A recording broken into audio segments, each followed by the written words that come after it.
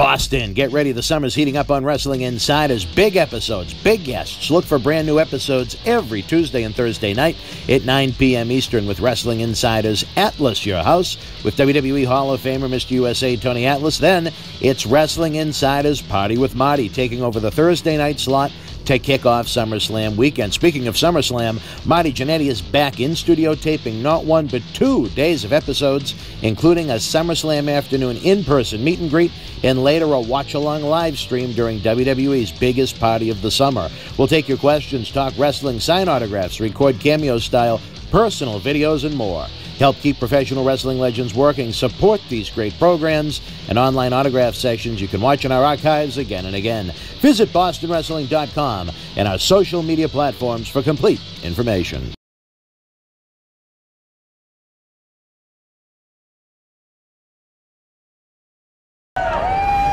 This is Mick Foley. This is Harley Race. This is Shelton Benjamin. This is Mr. Wonderful Paul Orndorff. This is the Monster Abyss. And this is Daniel Bryan. This is JBL, and you're watching the MWF. Be there live.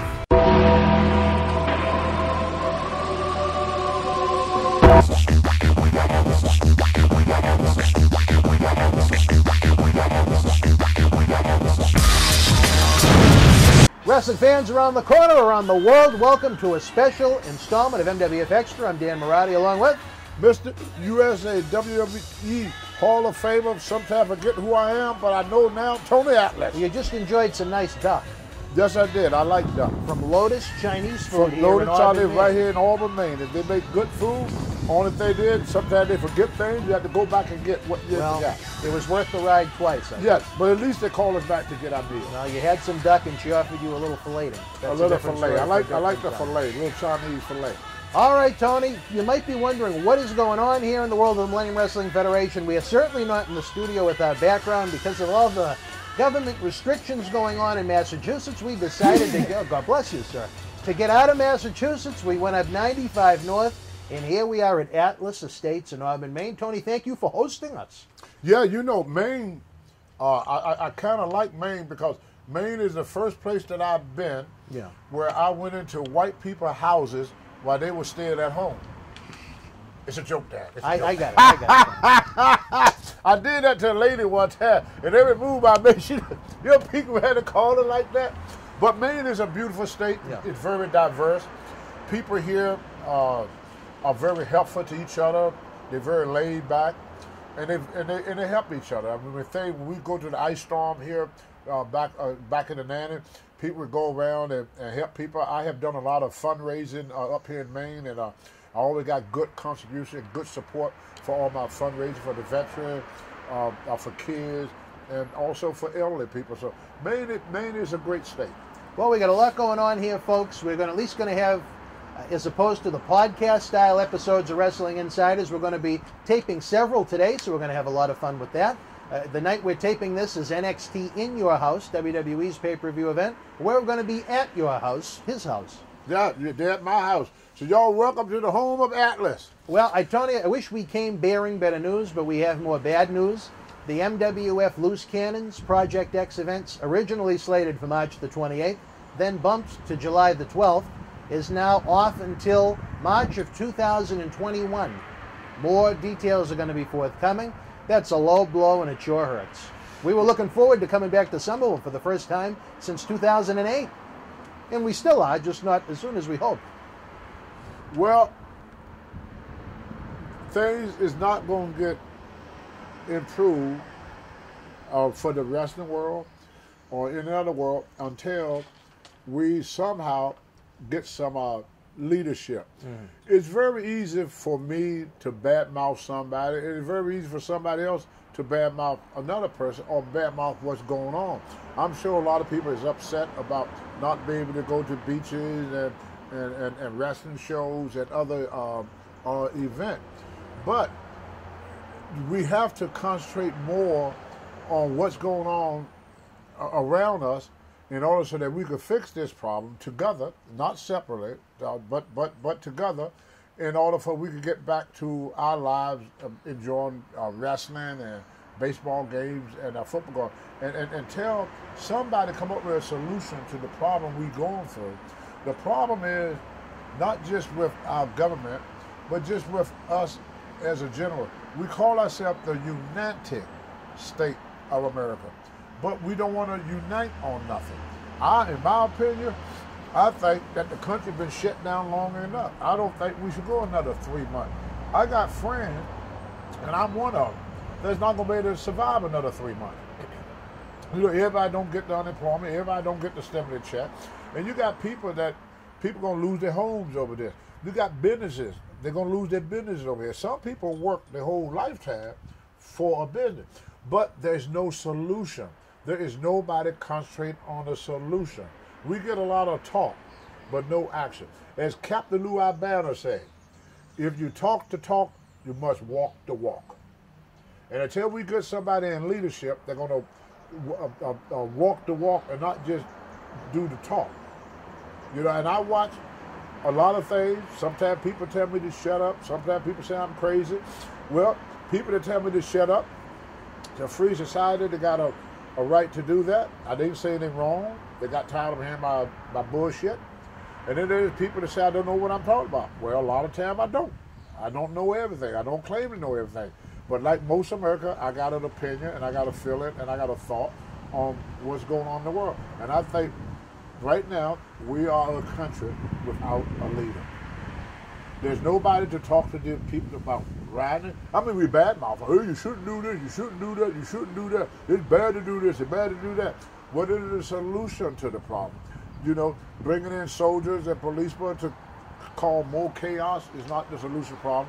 Because after it's all said and done, after the march is all done, after everybody did the speeches is all done, we got to get back to our normal life. And what caused this spark in the first place, it's still capable of doing it again. Well, we didn't solve the problem that is bothering so many Americans. When I see all these young people, I was just telling Dan not to get off of wrestling, and if I get too far, Dan, you stop. Right. Well, you usually so don't y'all jump on Dan. I want him to stop me because he know I take things too far sometimes. You do, absolutely. When I first came to Auburn, Maine, my wife and I, we got ourselves a one-bedroom apartment. It cost us $240 a month. And this is 1990 or so. 1990, 30 years ago. 30 years ago. Move up to the daytime. That same apartment is $800 now. When I first came to Maine, most guys, people right here make between $7 to $10 an hour. Move up 30 years, they make it between $8 and $12 an hour. It's a big difference. There's a big difference. Yeah. I mean, mortgage have rent up more than $500. Rent have rent up more than $500. The pay on it went up $2. You see, people are underpaid, and it's not just the citizen. When I saw what happened, I didn't want to get into it, but where the poor guy was choked to death by the police officer, I saw more than one victim. The guy that got choked, yes, most definitely a victim. He got the blunt end of it. But I also saw a trouble police officer, a police officer that was having trouble. And I worked with a lot of policemen, and a lot of times policemen see things we don't see. Like when I first moved to Maine, there was a police friend of mine, he's still not right in here, because he went to a house one time, and these guys, they was on methadone, yeah, methadone, and they got busted. So what they did, they took the baby and threw the baby in the microwave and turned the microwave off. They wanted to see the baby explode. To them, that life didn't mean nothing to them. It was just, they just got crazy one night. The policeman came there and had to scrape the baby out of the microwave. He was unable to continue his job as a policeman after seeing that. And I hear a lot of policemen, a lot of people on the fire department, they go through the same thing that soldiers go through, post-traumatic stress. They go through, because they all three deal with death. So I understand the frustration that a police officer go through. The problem is every year we tell the policemen what they need to do right. Yeah. We don't teach the public what they need to do when you come across a policeman. If a policeman pulled me over for a red light, yeah, or busted tail light, I don't know where he came from. He could have came from a murder. He could have came from a rape. He could no telling what he had endured that day, and I could be the straw that broke the camera back. So his response to me probably would not have been as strong on a day where he didn't experience so much. But if you already pissed off about something, and somebody pull in front of you and shoot you a bird, and you pissed off, 9 times out of 10, you would chase him down the street and try to run him off the road. Whereas if you're not angry, you would probably just brush him off. And this what exploded, not only here in America, but it exploded all across the world with the protesting around the world, because the kids are trouble. They've been locked down for 3 months. Locked down for 3 months. Then all of a sudden they sat there, they were forced, they couldn't get away from watching TV. What else they gonna do? So they saw this happen out in real life. That incident by itself would not have called what it caused if it wasn't for the lockdown and frustration that was there before the incident. That just exacerbates things, because people was already pissed off. This is the first year, 2020, where kids not going to have their graduation, not going to have a prom, not going to have a summer vacation. They've been out of school since March. I tell you, Tony, these are going to be some great talking points for the Atlas World News episodes we have coming up. The fan response to the first 2 episodes of Atlas World News has been great, Tony. The fans, I got to tell you, I didn't know what to expect from this current events type show that you and I have been doing, but it's been much better than I had expected, so we're going to keep rolling with it. But Tony, again, we've had to postpone first WrestleCon. We were going to be in Tampa, Florida back in April. Now we're going to have to be pushed out to Los Angeles, and hopefully, knock on wood, in 2021. MWF Loose Cannons now has been moved from March to July to March of 2021. We had a great event here in Maine that we didn't even announce yet that was booked. That is off the books. We had an event in New York that we didn't announce yet. That is off the books. We're hoping if the big man upstairs and all our wrestling friends in heaven could let us enjoy MWF Project X back to the 80s, Saturday night, November the 14th at Memorial Hall in Melrose. That remains to be seen, Tony, but there's a lot of questions from fans. We put something out on Twitter about you being available right now for personal appearances, for commissioned drawings, personal phone calls. A good friend of ours here in the MWF, Jim Ross, he shared this information on his Twitter, which goes to over 1 million fans, Tony. You know, 2 different points of view here. What are the veterans of this sport going through right now, losing all of these wrestling appearances? And second, what can the young generation, the independent wrestlers that need the work more than they need the money, because there isn't as much to be made at a certain stage in your career, but those that need the experience to get better in the ring, what can these 2 different generations of professional wrestlers do? The veterans that are known from WWE like yourself, and then these young indie guys that are just breaking into the sport through various training facilities. That's a very good question, Dan, and it's not easy to answer, because when you shut down everything, I mean, there's no place for them to go to work out unless they put a mattress out in the yard and practice their move and stay in shape that way. The gyms are closed. They can't go to the gym. They can't go anywhere. They can't do nothing. You take people that train for the Olympic. Well, the area where they train for the Olympic, they're going to be the worst Olympic team we ever sent anywhere 4 years from now, because they're going to miss out on a year of training. Yeah. They train for this Olympic. They train for it. They're ready to go. I'd like to think they train for it. Yeah, hopefully they just don't show up the day of. But now, you know, the facilities and everything closed. They're going to have to, this summer, we ain't seen nothing yet compared to what we've seen now. If they keep this country closed for another 3 months, it's going to take us 10 years to get back on our feet. I won't even be back here when we get another good economy. I know the stock market got a little bump in it, but the stock market, how many people in America got stock? I have a little. Yeah, but how many people, I say, in America you think got stock? Most people, the average America, are small businesses. Like I know in Maine is primarily small businesses. Sure is. So what the stock don't do a small business any good. Stock is for corporate. Yeah. Corporate America. But what about those that are not involved in corporate America? If they got these stores, and then because the government said you don't have to pay your mortgage and everything right now, don't mean you ain't got to pay it.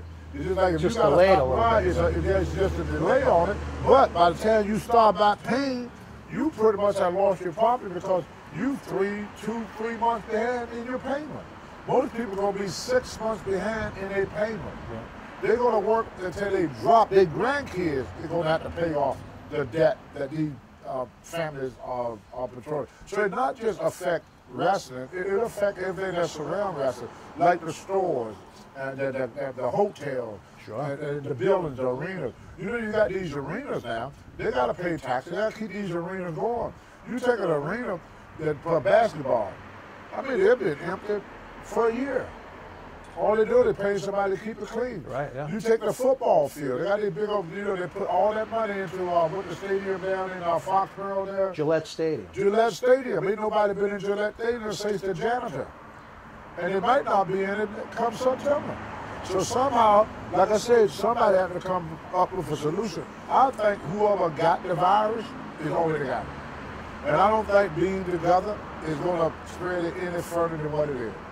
I think you already got it or you don't have it. I'm no expert, but I just go based upon the numbers in Massachusetts. It is the majority of the deaths, people that already have a compromised immune system, or those that live in facilities with seniors, whether they be nursing homes, assisted living and such. So I guess the question is, do you shut down the whole world to try and protect them, or is the solution trying to come up with a way to protect those?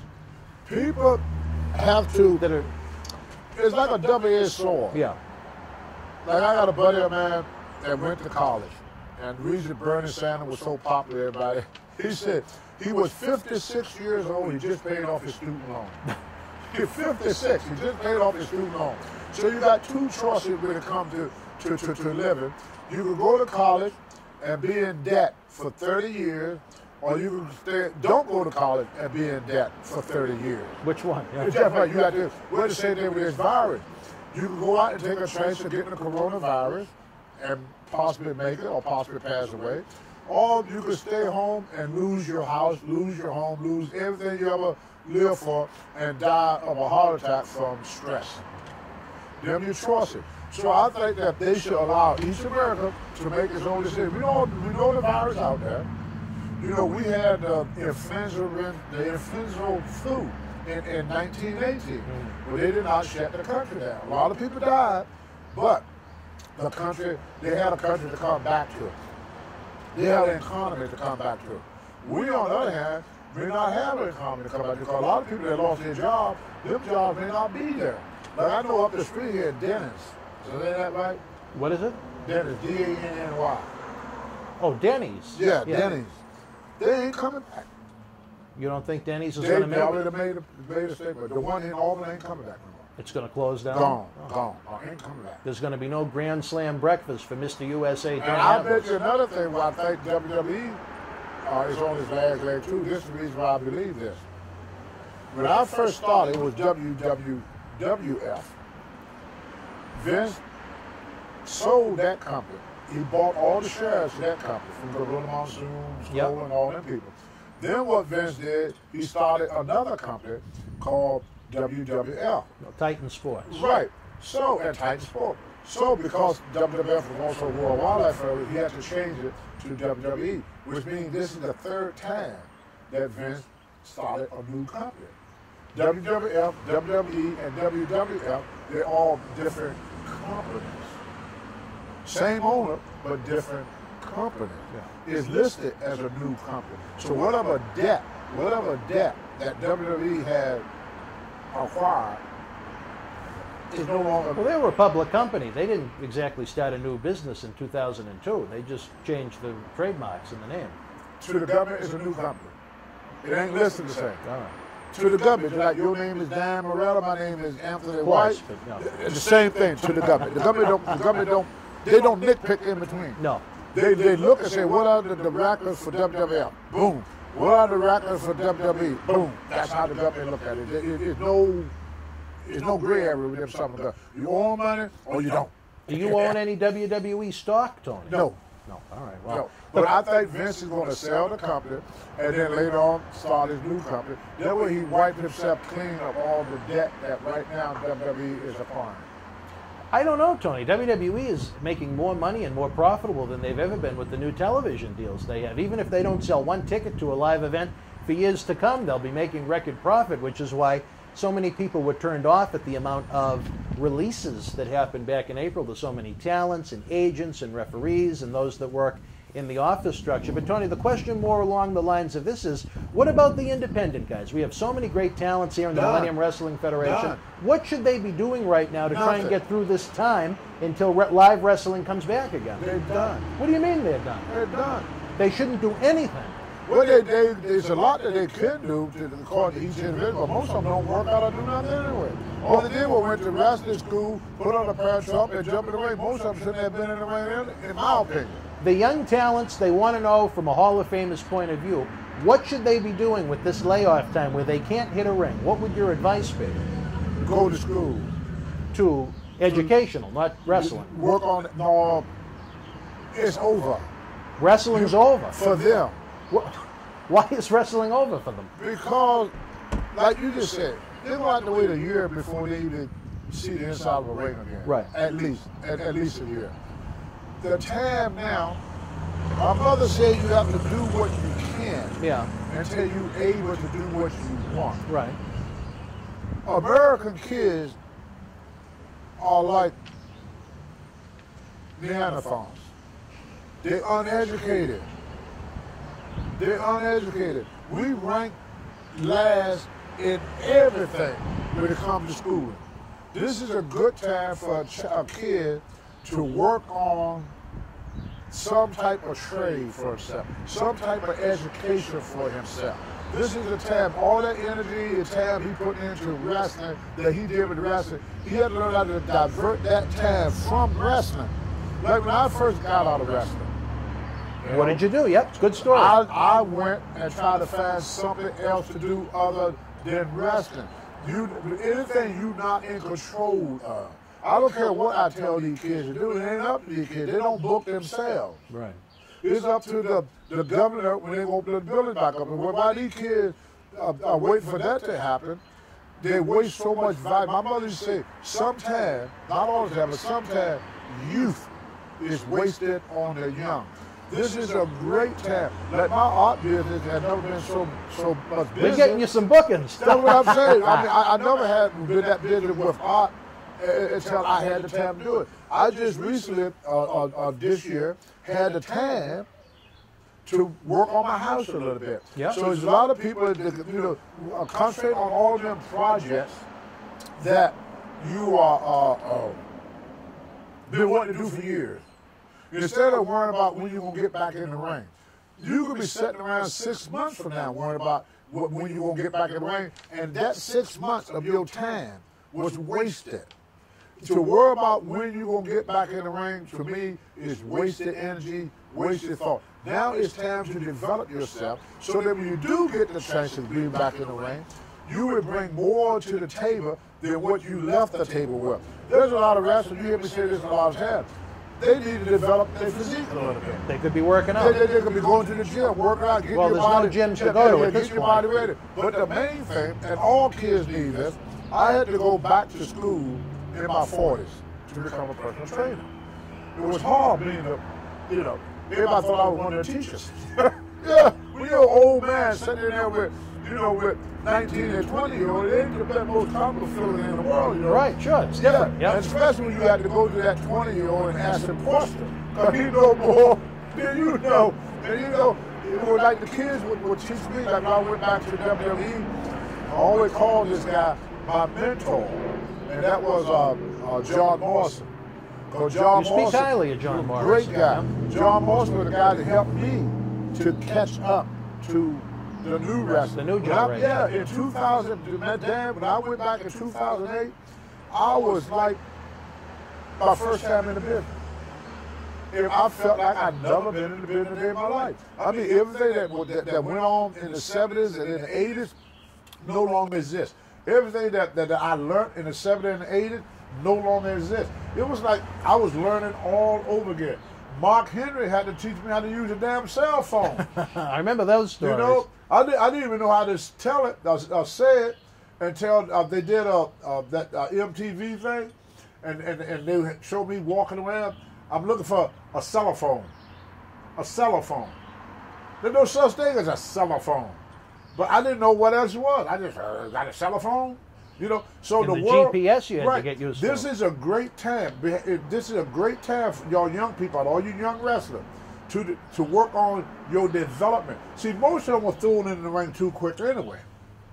Well, we could really go into an episode about that, but would you suggest things, Tony, like I'm big on, and I've suggested this to a few of the guys I've spoken with, try and find a wrestler outside of your comfort zone and go on YouTube, go on WWE Network, and really study them from A to Z. Promos, in-ring ability, and so on and so forth, and try and blend that into what you do once you return. I would kick wrestling to the curb for right now. What do you mean? You wouldn't even focus on wrestling, well, wait, this is the reason why I said that. All right, let's hear it, brother. There's going to come a time in every wrestler life, that they can't wrestle no more. Sure. When you got the time to prepare yourself for something else, this is the time for them to prepare themselves if they go in the ring and get hurt. Or if they don't get booked no more, or if the wife have an emergency in the home. This is a great time to concentrate on something other than wrestling, is what I'm saying. I had to learn that when I got out of wrestling. Wrestling was pulled away from under me. I didn't get out of wrestling by my own accord. I didn't want to quit. There was just the guy that took over wrestling didn't want me involved in it anymore. So I had to I used that time to concentrate on something different, because worrying about wrestling is just going to make them, it's going to depress them.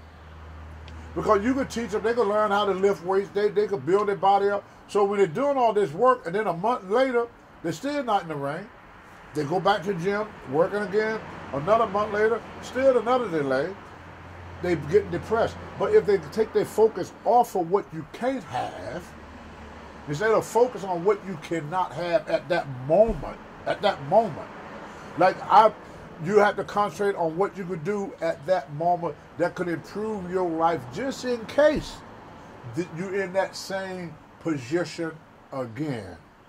This is going to happen to us again in some type of way. Let's hope not. Jesus, no, Tony. in some type of way. Like I said, it could not be a virus. It could be anything. Like, man, my career did not end because of a virus, but I had to learn how to do something to occupy my time. In the meanwhile, I talked to my wife on the phone at the hospital. She said, "Oh, I miss you so much." I said, "Don't miss me. Don't miss me. Because the energy you using on thinking about me, you can be use that energy on yourself. Negative energy. You got to take advantage of using that time. We at a time now where we can't do what we want to do. So find something else to do. Don't keep harping on what you did before the virus. That ain't going to help you. I don't care how much time you go to the gym, how much time you wish this and wish that. When it's going to happen, it's going to happen. Then once wrestling, when they open up the doors again to the wrestling world, then you can do it. But that don't mean get yourself out of shape. But now everybody got a lot of time on their hand to do something on that to-do list. We all got a to-do list that we couldn't do things now. So that's my best advice. And that would make you a stronger person when you do go back into the wrestling world, because you learn how to adjust to whatever life situation hangs you. Everybody gonna have something like this time a year and a half ago, a year and 1 month ago. I was sitting on the porch there talking to you. I'm talking to my wife. Now I sat on the porch. I don't have my wife to talk about. You have me. I got that. So I had to adjust to living for a year without the presence of my wife. But for me to worry about when my wife's going to come home or when can I be with my wife, that is not going to help the situation. Drive you nuts. Right, it's going to drive me nuts. And for these kids to start worrying about wrestling right now, don't worry about what you can't get right now. Concentrate on trying to get something that you never had time to get before. What about reading? What about learning the history of the business at times when it was very successful as opposed to now in the present day where there's a lot of, it's a depressing state right now where the fan base has declined so much. You lived the 70s, I didn't, but the 80s there was a massive boom and there were reasons why it was successful. In the late 90s during the Monday Night Wars, there was a great period of success. Ever since 2001 for the most part, It's been a giant decline. Now, independent wrestling has seen a resurgence a bit in the past couple of years, thanks to Triple H and NXT making independent wrestling being something that I think a lot of people laughed at to something that's kind of underground and cool now. But I'd like to see the athletes that are breaking in now really understand why professional wrestling and professional wrestling personalities, athletes, and characters, why they became so successful, and try and incorporate that into their presentation to try and make the live event experience and the televised and online platforms even better once the live event experience comes back. With that, going by what you're saying, put it in another way, All right. everything you said made a lot of sense to me. Thank you, Tony. But to put it in perspective, if they're going to read, I would read how to get a course in marketing. Great idea. Marketing. Great now, idea. they can't get in the ring, but they could market themselves, learn how to market themselves on the internet. I mean, if you got a computer, if you got a smartphone, you can market yourself. You get to go to school and learn about marketing. That way, when you do get back, you know how to market yourself. All the kids, like Hulk Hogan, what made Hulk Hogan so great? He wasn't a better wrestler than Bob Backlund or Jimmy Snuka or Ronnie Piper. And most definitely were not as good as Bob Orton Jr. But what Hogan had over every one of them, he knew how to market himself. Vince McMahon was not the first promoter. Most of your top stars with Vince came from somewhere else. The territories, right? They didn't know how to market them. Vern didn't know how to market Hogan. Bill Watts did not know how to market Stone Cold Steve Austin. He did not have to market Cactus Jack. Vince got him. Vince knew marketing. Most wrestlers do not know how to market themselves. If you've been wrestling for 10 years or more on the independent circuit and nobody know who the hell you are because you don't know how to market yourself. You're doing something wrong. Well, he probably one of the best wrestlers in the world, but if nobody know who the hell you are, it's mean nothing. Which I shouldn't be telling young kids this about marketing yourself, because it put me out of work. One of the reasons why they book guys like myself, Hacksaw Jim Duggan, Jimmy Hart, because they want a familiar name. Right. They want a familiar name on the car so that people know we add legitimacy, Credibility. to it, because the kids have not been marketed enough. To you put a car to kid, you name all these people, and people look at the thing and say, "Who the hell is that?" They don't know them. Right. So this is a great time when you can't go into the ring, you can't go into the gym, but there's greats out here, and plus having a degree in marketing is not bad when you can't wrestle no more. Sure. So this is a good opportunity not only to develop yourself for the reopening of wrestling, but also develop yourself so when you can't wrestle anymore. You know, they always say, like Tito Santana, and Bill Edith, some of the smarter people I know, they all say you have to have something to fall back on. And most kids, they go right into wrestling, and they didn't get the education. So if any of you out there that have not completed your education, this is a good time to develop that part of you. And that would make you a better wrestler too, because you know how to market yourself, you know how to work deal, and especially if you go with WWE. Most guys sign a contract, get into the contract, and they don't even know what's in the contract until they get fired or something. They don't know how to negotiate the contract. They don't even know what they read. So wrestling is a great sport, and I hope it come back soon. But I think they should use this time to hit that to-do list. Right, There's many ways that you can develop yourself other than the physical aspects of development. Right. Sure. You know, the brain can get a good workout too. The brain get a good workout, and learning how to market yourself, yeah, I think is about the best tools for any independent wrestler. We have one guy who was never a great wrestler, but he's the only known independent wrestler I know. He was on Survivor. Was a manager. What was his name? Well, yeah. I know exactly who you know mean. who He I'm wound talking up about. being Roddy Piper's assistant. In real Exactly. life. What was his name? Johnny Fairplay or something Yes, like that. Yeah, fair play. He knew how to market himself. And He did, And he's the only independent wrestler in the world that people know. See, you follow his name. If you go to anybody else and name an independent wrestler, See? But you say, Fred, oh, I know him. He wasn't a great wrestler. He wasn't a great manager. Good personality. But no, he knew how to market himself. All right. Well, there was a lot of wrestlers with great personality. A lot of wrestlers had much more talent than him. They didn't know how to market themselves. There was a lot of wrestlers better than Hogan. I don't know about Ric Flair. I mean, that's said a lot, but there was a lot better. There wasn't a lot better than Ric Flair. But even Ric Flair was kind of special. He not only had talent, he knew how to market what he had. You see, marketing is everything in the entertainment business. Knowing how to get your name out there, knowing how to get people to know you. And just like the thing you did with me with Jim Ross, that's marketing, you see. Nobody know about my problem until Boston Wrestler marketed it. If you didn't have your ability and knowledge in marketing, you know, wrestling, it's like being a salesman. You selling yourself to the fans, see? And most independent, very few independent wrestlers know how to do that. They depend totally on the promoter to do it for them. They don't know how to market themselves. Just like you may have a wrestler and you book them on a card. Then he come to the show. And what you put out about him is all the people know. Right. Well, he got a smartphone.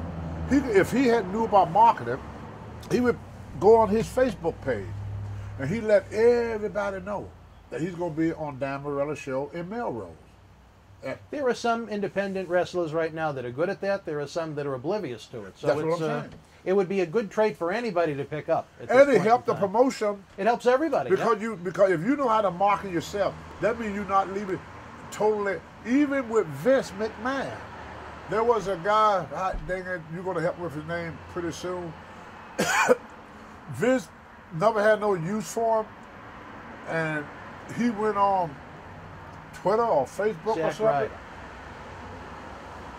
He had so many people, so many followers that Vince had to use. He had to push him. Had no choice. Had no Jack Ryder. That's exactly right. Zack Ryder. Zack Ryder.